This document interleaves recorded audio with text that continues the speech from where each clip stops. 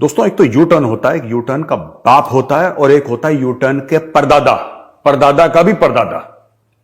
पाकिस्तान ने वो U turn ले लिया। आज तक जो पाकिस्तान यहूदियों को उल्टा सीधा बोल रहा था, यानी कि जूस को उल्टा सीधा बोल रहा था, and Pakistan is one of the few countries in the world where antisemitism is very common. सड़क पर जाइए, they speak badly about everybody, but specially about Jews. मैं आपको फिर बता रहा हूं, आप ध्यान से सुनिएगा, बड़ी इंपॉर्टेंट न्यूज है। बहुत कम ऐसे पाकिस्तानी हैं, बहुत कम, मतलब मैं कह रहा हूं लाखों करोड़ों में कोई एक होगा बंदा जो मीडिया के सामने, सोशल मीडिया के सामने यह बोलेगा कि हां, यहूदियों के साथ भी हमारी दोस्ती होनी चाहिए। ये इजराइल से क्यों नफरत करते हैं मैं आपको बता दूं, फिर मैं खबर पे आऊंगा। आपको एक परिपेक्ष, एक कॉन्टेक्स्ट होना बहुत जरूरी है दोस्तों। आपको एक पता होना चाहिए कि हो क्यों रहा है, ये पीछे ड्रामा क्या चल रहा है। पाकिस्तानी इजराइल से नफरत इसलिए नहीं करते क्योंकि फिलिस्तीन का मामला है ना। ये कहते हैं पाकिस्तानी, जो ये झूठ बोलते हैं, राइट, कि हम इजराइल को इसलिए रिकॉग्नाइज नहीं करेंगे। पाकिस्तानियों के पासपोर्ट पे लिखा रहता है कि यह हर एक मुल्क के लिए वैलिड है, सिर्फ इजराइल के लिए वैलिड नहीं है, राइट। ये पाकिस्तानी पासपोर्ट पे आप जाके गूगल पे चेक कर सकते हैं। हर एक पाकिस्तानी पासपोर्ट पे यह लिखा है कि आप इस पासपोर्ट से इजराइल नहीं जा सकते। ये इजराइल का वजूद मानते ही नहीं है। अब मैं आपको बताता हूं क्यों। तो दोस्तों, पाकिस्तानियों का ना, जिसको कहते हैं कॉलोफेल, जिसको हम लोग हिंदी में कहते हैं ना कथनी और करनी, इसमें फर्क है। मुंह से क्या बोलते हैं, साहब हम इजराइल को इसलिए कबूल नहीं करते, इजराइल को हम इसलिए रिकॉग्नाइज नहीं करते क्योंकि फिलिस्तीन का मामला है। यानी कि हजारों किलोमीटर दूर इजराइल ने, जो पाकिस्तानी कहते हैं कि जी फिलिस्तीन का टेरिटरी का मामला है और एक आर्ग्यूमेंट है, एक उनके ऊपर जुल्म कर रहे हैं XYZ, इसलिए हम उनको नहीं मानते। तो फिर भाई पाकिस्तानियों, यही चीज तो तुम भारत के लिए भी कहते हो कि भारत कश्मीर में जुल्म करता है कश्मीरियों के ऊपर, राइट? सही है गलत है? कहते हो ना। इजराइल के साथ आपने कितनी जंगें लड़ी पाकिस्तानियों, ये बताओ, कितनी जंगें लड़ी इजराइल के साथ? अरे तुम तो गए भी नहीं हो वहां पे। भारत के साथ 4 जंगें लड़ी, 1947, 1965, 1971 और 1999 कारगिल, ठीक है। इसके अलावा कश्मीर में टेररिज्म, पंजाब में terrorism, 26/11, parliament attack, Akshardham temple attack, 1993 bomb blast Dawood Ibrahim Kaskar और ऐसी अनेकों चीजें। यानी कि भारत के साथ इतना कुछ हुआ। और कश्मीर में तो एक्चुअली वो जो लड़ाई है वो है क्या, वो that entire fight is about Kashmir. जब पाकिस्तान ऑक्यूपाइड कश्मीर, और पाकिस्तानी क्या कहते हैं, मकबूजा कश्मीर कहते हैं कि occupied Kashmir, illegally Indian occupied Kashmir ऐसा पाकिस्तानी बोलते हैं जो हमारा कश्मीर है। तो भाई आपका और हमारा मान लीजिए कि जमीन का ही झगड़ा है, लेकिन आपका इजराइल के साथ तो कोई भी झगड़ा नहीं है। कोई है झगड़ा पाकिस्तानियों इजराइल के साथ? आप तो कभी गए नहीं, जहां पे जिनसे बात नहीं करी उनसे झगड़ा कैसा? अब दोस्तों आप समझ गए बैकग्राउंड पूरा। यानी कि भारत के साथ पार्टीशन भी हुआ, भारत का हिस्सा था, भारत का इतनी जंगें लड़ी, सब कुछ था, लेकिन भारत के साथ इनके डिप्लोमेटिक कांटेक्ट हैं। भारत के साथ डिप्लोमेटिक कांटेक्ट हैं। भारत से लोग आते हैं जाते हैं, पाकिस्तान से वो वीजा जब ठीक हो जाता है तो आते जाते हैं, सब कुछ है। इजराइल के साथ जीरो, कभी कोई सीक्रेटली चला गया तो चला गया, जीरो।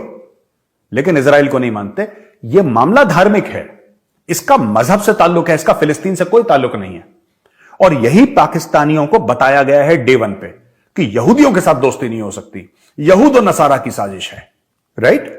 ये उनको डे 1 से बनाया गया। यहूद हनूद, यहूद और नसारा, इस पे सारे पाकिस्तानी घोड़े पे चढ़े रहते हैं। अब मैं ये पूरा बैकग्राउंड आपको क्यों दे रहा हूं भाई? What is your interest? आप कहेंगे साहब ये हमें मेजर साहब क्यों स्टोरी सुना रहे हो? मेजर साहब इसलिए स्टोरी सुना रहे हैं क्योंकि एक बहुत बड़ा फाइनेंशियल ग्लोबल पावर हाउस है जिसका नाम है द रॉथस्चाइल्ड कंपनी। ओके, अब हम मुद्दे पे आते हैं, मेन मुद्दे पे। द रॉथस्चाइल्ड कंपनी जो है वो यहूदियों की कंपनी है। और जब मैं ये रिकॉर्ड कर रहा हूं, उनके टॉप 2-3 अफसर पाकिस्तान के साथ, फाइनेंस मिनिस्टर के साथ मिल रहे हैं इस्लामाबाद में, ठीक है। वो मुल्क जहां पे, अच्छा, रॉथस्चाइल्ड का इजराइल के साथ कुछ लेना देना नहीं है, मैं आपको वाज़ेह तौर पे बता दूं। They are not Israelis, but Israel is the only Jewish state. और यहां पे जो नफरत है वो इजराइल के लिए इतनी नहीं है पाकिस्तान में, वो यहूदियों के लिए है। It is specifically for Jews, it is ज्यू हेट्रेड इन पाकिस्तान। अच्छा, मैं ये कहना चाहता हूं कि रॉथस्चाइल्ड पाकिस्तान में है। पाकिस्तान उनके सामने घुटने टेक रहा है और वही यहूदी जिनको पाकिस्तान हिट करता था आज उनके सामने दामन फैला रहा है कि कुछ दे दे बाबा, ऊपर वाले के नाम पे कुछ दे दे। आप समझ रहे हैं स्टोरी? जिनके खिलाफ आप जहर उगलते थे उनसे आप भीख मांग रहे हो। तो क्या कैरेक्टर बना आपका?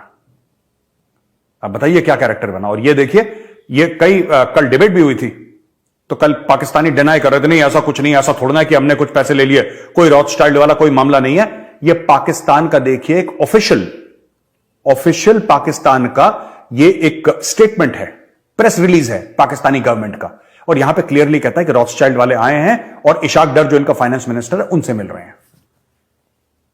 पाकिस्तानियों, मैं तुमसे पूछना चाहता हूं एक बात, मेरे जितने भी पाकिस्तान भाई बहन है, मैं आपसे पूछना चाहता हूं एक बात, कहां गई वो बातें यहूद और नसारा की साजिश, यहूदियों के साथ दोस्ती नहीं हो सकती, यहूद फलाना, यहूद ढिमका, कहां गया? बेच दिया। तहरीक लबैक पाकिस्तान को छोड़ दिया इनके पीछे। फ्रांस वालों ने हजरत मोहम्मद साहब के खिलाफ बात करी है, हम उनसे बात नहीं करेंगे। वो पहले बोल रहे थे कि इनको निकालो यहां से, फ्रांस के एम्बेसडर को, तुमने फ्रांस से पैसे ले लिए $310 मिलियन। यार कुछ तो शर्म कर लो यार, कुछ तो शर्म कर लो, तुमने मजहब बेच दिया अपना, कुछ तो शर्म कर लो पाकिस्तानियों। और तहरीक लब्बैक पाकिस्तान वाले, तहरीक लब्बैक या रसूल अल्लाह पाकिस्तान, जो अपने बड़े छाती ठोक के कहते हैं कि हम इस्लाम की हिफाजत के लिए अपने बच्चों की जानें कुर्बान कर देंगे। मैं लब्बैक वालों से पूछ रहा हूं, तुम कहां गए? कौन से बिल में छुप गए? तुम्हें नहीं पता? यहूदियों के खिलाफ जहर उगलते हो, you spew poison against the Jews, and today you are the people who are begging in front of Jews. Why? Let me tell you why. Because you know that the Jews are winners. They've reached that place through hard work, through technology, through focus, through industry, through science and technology, through research. That is why you want to now befriend the Jews after abusing the Jews for so many years. Today, when you're in a problem, you're looking at Rothschild. Have the courage to say, we will not take money from Jews. Have the courage, if you have the moral courage, say it, but you will not say it. You have taught hatred to your children. And today, when you have nothing to eat, you are going begging to Jews. मैं तो Israel का बहुत बड़ा दोस्त हूं. I'm a friend of Israel. I'm a friend of the Jews. But I just want to call out Pakistani hypocrisy. I want to call out Pakistani hypocrisy. India stands with Israel. And I, Major Gauravwari, I stand with Jews all over the world. It does not matter if you're from Israel, you're from America, you're from Africa, you're from India, or any other country. I stand with Jews, always and every time, under any condition. I'm a friend of Israel. But I just want to ask Pakistanis, what happened to your foreign policy? What happened to Yahood और नसारा की साजिश? क्या हुआ भाई? Time फिस, पैसा देखा मुंह में पानी आ गया, हद हो गई यार। अच्छा दोस्तों, एक और चीज है, एक शोएब अख्तर का बयान आया है। मैं वैसे क्रिकेट में मुझे इतना नॉलेज नहीं है, बट जब हम क्रिकेट खेलते थे तो मतलब वही गली मोहल्ले की यार, टेनिस बॉल वाली क्रिकेट, हमने कौन सा तीर मारा क्रिकेट में, लेकिन हमारे टाइम पे तो इमरान खान और ये सब बॉलर हुआ करते थे। मैं पाकिस्तानी बॉलर्स की बात कर रहा हूं, फिर शोएब अख्तर बाद में है। तो शोएब अख्तर का एक कमेंट है बाबर आजम के लिए, और ये बड़ा फनी कमेंट है। शोएब अख्तर का ये कमेंट है कि बाबर आजम को, कि बेसिकली शोएब अख्तर बार बार ये बात बोलते हैं कि हमारे प्लेयर्स को इंग्लिश बोलनी नहीं आती। कभी शोएब अख्तर ने ये नहीं बोला कि हमारे प्लेयर्स को क्रिकेट खेलने नहीं आती, वो कह रहे हैं हमारे प्लेयर्स को इंग्लिश बोलनी नहीं आती, और इंग्लिश बोलना बहुत जरूरी है। देखिए, मैं नहीं मानता कि इंग्लिश बोलना जरूरी है, ठीक है, इट्स अ लैंग्वेज। चाइनीज नहीं बोलते इंग्लिश, वर्ल्ड की सेकंड लार्जेस्ट इकोनॉमी नहीं बोलते, जर्मन्स नहीं बोलते इंग्लिश, रशियंस नहीं बोलते इंग्लिश, जापानीज नहीं बोलते इंग्लिश, पोर्चुगीज नहीं बोलते, स्पेनिश नहीं बोलते, ये फर्स्ट वर्ल्ड कंट्रीज की बात कर रहा हूं, नहीं बोलते वो लोग। स्विस नहीं बोलते, इटालियंस नहीं बोलते। जय हिंद दोस्तों भूखमरी और आर्थिक तंगी की मार झेल रहे पाकिस्तान की मुश्किलें कम होने का नाम नहीं ले रही हैं। देश की सरकार हर संभव कोशिश से कर्ज लेने की जुगत में लगी हुई है। ऐसे में पाकिस्तान आईएमएफ के अलावा दूसरे रास्तों से भी कर्ज की यानी भीख मांगने की कोशिश कर रहा है। अब इसी बीच दोस्तों पाकिस्तान के प्रधानमंत्री ने सोमवार देर रात रॉथस्चाइल्ड एंड कंपनी के अधिकारियों के साथ एक बैठक की। पीएम शहबाज ने इस बैठक में भीख मांगने की बात की है। दोस्तों अब इस बीच जहां पाकिस्तान कर्ज के लिए भीख मांगता फिर रहा है, रॉथस्चाइल्ड से भी भीख मांग रहा है, अब उसके सदाबहार दोस्त कहे जाने वाले चीन ने सहारा आखिर दे ही दिया है। जी हां, बताया जा रहा है कि चीन ने स्टेट बैंक ऑफ पाकिस्तान में मौजूदा शर्तों पर $700 मिलियन जमा कर दिए हैं। जी हां, जिससे इस्लामाबाद का विदेशी मुद्रा भंडार और गिरावट से बच गया है।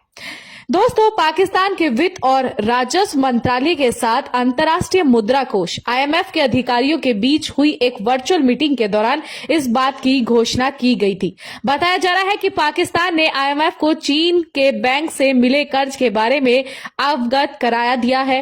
बैठक के दौरान वैश्विक कर्ज संस्था ने बिजली और गैस बकायेदारों से वसूली योजना को लागू करने की भी मांग की है। इसके साथ ही आईएमएफ ने बिजली घाटे में तत्काल सुधार की भी मांग की है।